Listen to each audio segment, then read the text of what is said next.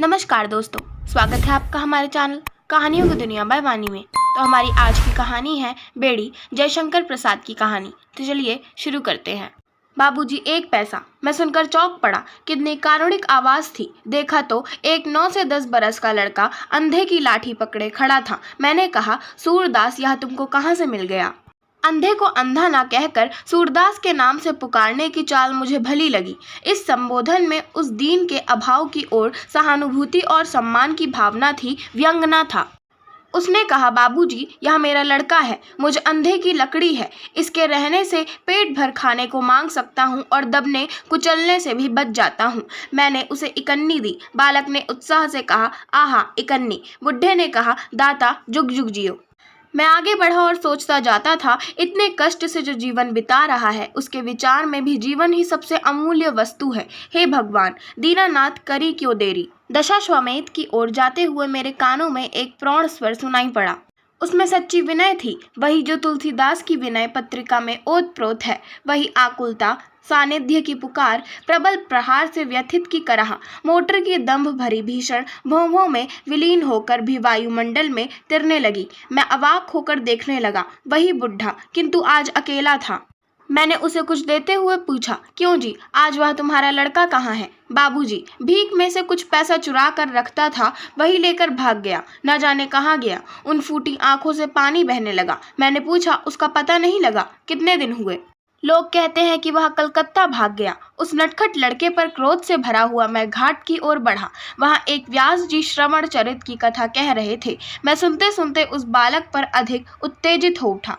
देखा तो पानी की कल का धुआं पूर्व के आकाश में अजगर की तरह फैल रहा था। कई महीने बीतने पर चौक में वही बुढ़ा दिखाई पड़ा। उसकी लाठी पकड़े वही लड़का अकड़ा हुआ खड़ा था। मैंने क्रोध से पूछा, क्यों बे, तू अंधे पिता को छोड़कर कहाँ भागा था? वह मुस्कुराते हुए बोला, बाबूजी, नौकरी खोजने गया था। मेरा क्रोध उसकी कर्तव्य बुद्धि से शांत हुआ। मैंने उसे कुछ देते हुए कहा, लड़के, तेरी यही नौकरी है, तू अपने बाप को छोड़कर ना भागा कर। बुढ़ा बोल उठा, बाबूजी, अब यह नहीं भाग सकेगा। इसके पैरों में बेड़ी डाल दी गई है। मैंने घृणा और आश्चर्य से देखा। सचमुच उसके पैरों में बेड़ी थी। बालक बहुत धीरे धीरे चल सकता था। मैंने मन ही मन कहा, हे भगवान, भीख मंगवाने के लिए बाप अपने बेटे के पैर में बेड़ी भी डाल सकता है। और वह नटखट फिर भी मुस्कुराता था। संसार तेरी जय हो। मैं आगे बढ़ गया। मैं एक सज्जन की प्रतीक्षा में खड़ा था। आज नाव पर घूमने का उनसे निश्चय हो चुका था। गाड़ी, मोटर, तांगे टकराते टकराते भागे जा रहे थे, सब जैसे व्याकुल। मैं दार्शनिक की तरह उसकी चंचलता की आलोचना कर रहा था। सिरस के वृक्ष की आड़ में फिर वही कंठ स्वर सुनाई पड़ा। बुढ़े ने कहा, बेटा 3 दिन और ना ले पैसा। मैंने रामदास से कहा है, 7 आने में तेरा कुर्ता बन जाएगा। अब ठंड पड़ने लगी है। उसने ठुनकते हुए कहा, नहीं, आज मुझे 2 पैसा दो, मैं कचालू लूँगा। वह देखो, उस पटरी पर बिक रहा है। बालक के मुंह और आंख में पानी भरा था। दुर्भाग्य से बुढ़ा उसे पैसा नहीं दे सकता था।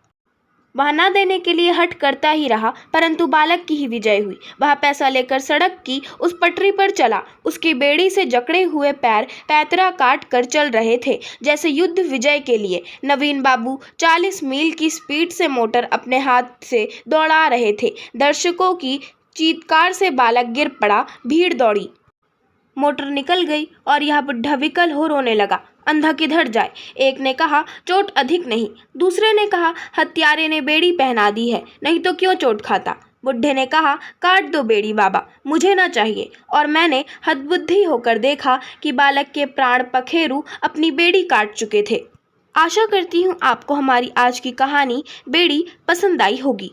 अगर आपको हमारी आज की कहानी पसंद आई हो तो हमारे चैनल को सब्सक्राइब करें, वीडियो को लाइक करें और बेल आइकन दबाना ना भूलें। धन्यवाद।